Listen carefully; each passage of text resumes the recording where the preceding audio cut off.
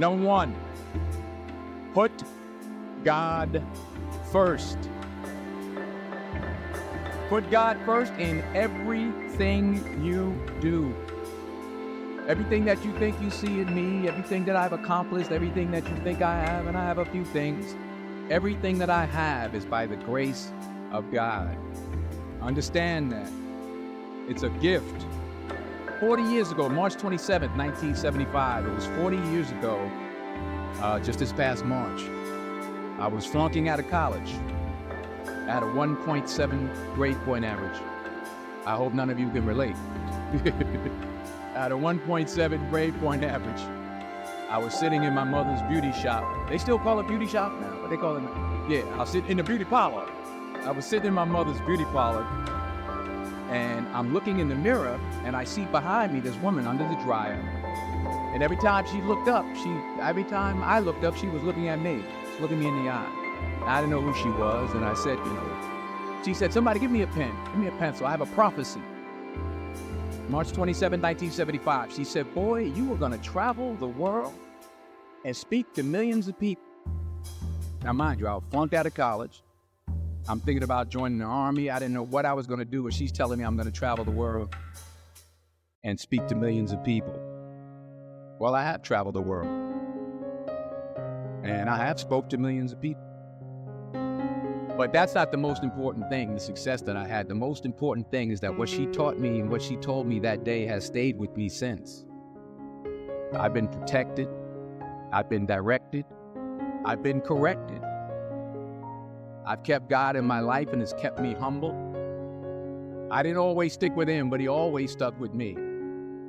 So stick with him in everything you do. If you think you want to do what you think I've done, then do what I've done and stick with God. Number two, fail big. That's right. Fail big. Today's the beginning of the rest of your life, and it can be very frightening. It's a new world out there. It's a mean world out there, and you only live once. So do what you feel passionate about. Take chances professionally. Don't be afraid to fail. There's an old IQ test was 9 dots, and you had to draw 5 lines with a pencil within these 9 dots without lifting the pencil. The only way to do it was to go outside the box. So don't be afraid to go outside the box.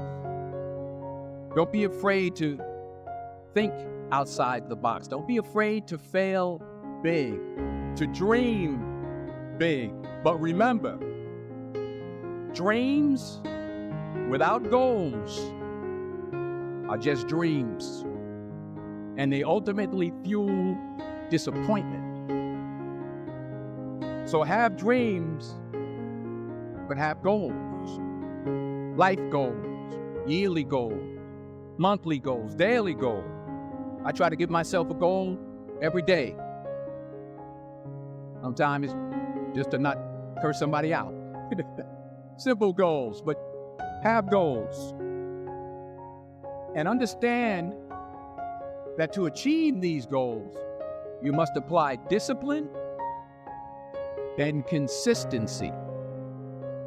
In order to achieve your goals, you must apply discipline, which you've already done, and consistency every day, not just on Tuesday and just a few days. You have to work at it every day. You have to plan every day. You've heard the saying, we don't plan to fail, we fail to plan. Hard work works. Working really hard is what successful people do.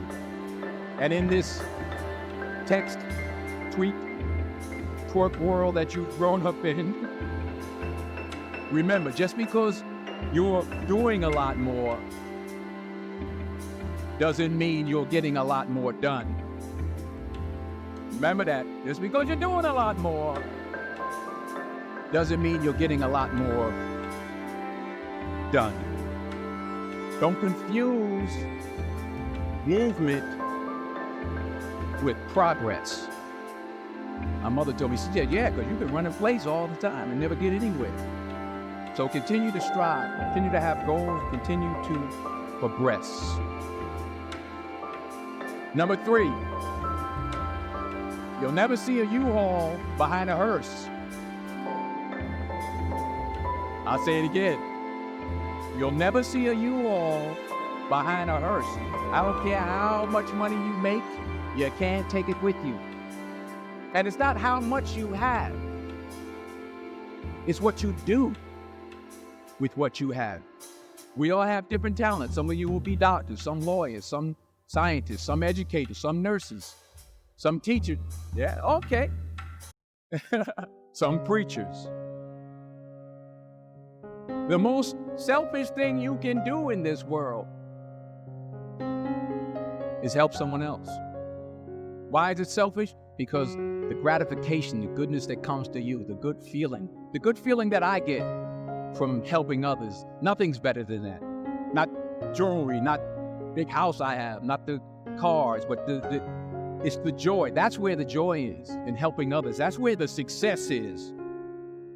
Finally, I pray that you put your slippers way under the bed tonight, so that when you wake up in the morning, you have to get on your knees to reach them. And while you're down there, say thank you for grace. Thank you for mercy. Thank you for understanding. Thank you for wisdom. Thank you for parents. Thank you for love. Thank you for kindness. Thank you for humility. Thank you for peace. Thank you for prosperity. Say thank you in advance for what's already yours. It's how I live my life. That's why I am, one of the reasons why I am today. Say thank you in advance for what is already yours. True desire in the heart for anything good is God's proof to you sent beforehand to indicate that it's yours already. I'll say it again. True desire in the heart, that itch that you have, whatever it is you want to do, that thing that you want to do to help others and to grow and to make money, that desire, that itch, that's God's proof to you, sent beforehand already to indicate that it's yours. And anything you want good, you can have. So claim it. Work hard to get it. When you get it, reach back. Pull someone else up. Each one, teach one. Don't just aspire to make a living. Aspire to make a difference.